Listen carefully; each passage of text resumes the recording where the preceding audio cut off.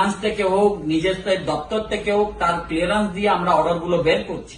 আরো অনেক চুক্তিভিত্তিক আছে, তাদের মনের মধ্যে ভাবছে যে কি এই ইলেকশন এসে গেল, আর মনে আমাদের কিছু হবে না, আমরা এতদিন পরে থাকলাম, এইসব ভাবার কোনো কারণ নেই।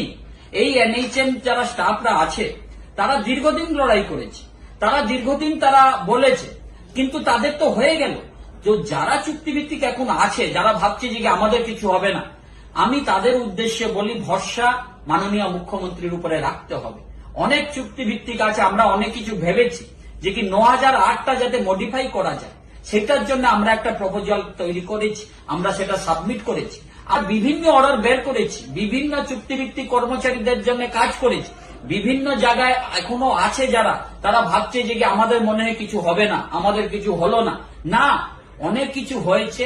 হ্যাঁ, একটা এত বড় পরিবার, এখানে সবকিছু একসঙ্গে হতে পারিনি, কিন্তু আমরা দৃঢ় বিশ্বাস, আমরা যাদেরকে যা যা কথা দিয়েছি, আমরা ফেডারেশনের পক্ষ থেকে যাদের পাশে দাঁড়িয়েছি, তাদের নিশ্চিতভাবে এই এনএইচএম স্টাফদের যারা আছে তাদের পাশেও তো আমরা দাঁড়িয়েছিলাম, তাদেরকে আশ্বস্ত করেছিলাম নিশ্চয়ই আপনাদের যে রুলস এর মধ্যে আছে বেরোবে।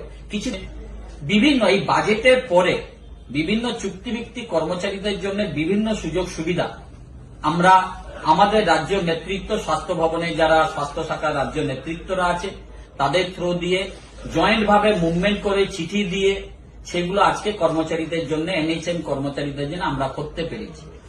এর জন্য ধন্যবাদ জানাই আমাদের মাননীয় মুখ্যমন্ত্রীকে। উনি সকল স্তরের কর্মচারীদের জন্য, শুধু গভর্নমেন্ট এমপ্লয়িজ তা নয়, চুক্তিভিত্তিক কর্মচারীদের জন্য অনেক কিছু করেছে। অনেক চুক্তিভিত্তিক এখনো বাকি আছে, তাদের অনেক কিছু আরো বাকি আছে, কিন্তু আপনাদেরকে ভরসা ফেডারেশনের উপরে রাখতে হবে, আস্থা মামাটি মানুষ সরকারের উপরে রাখতে হবে, আস্থা আমাদের ভরসা, আস্থা ভালোবাসা আমাদের মাননীয় মুখ্যমন্ত্রীর উপরে রাখতে হবে।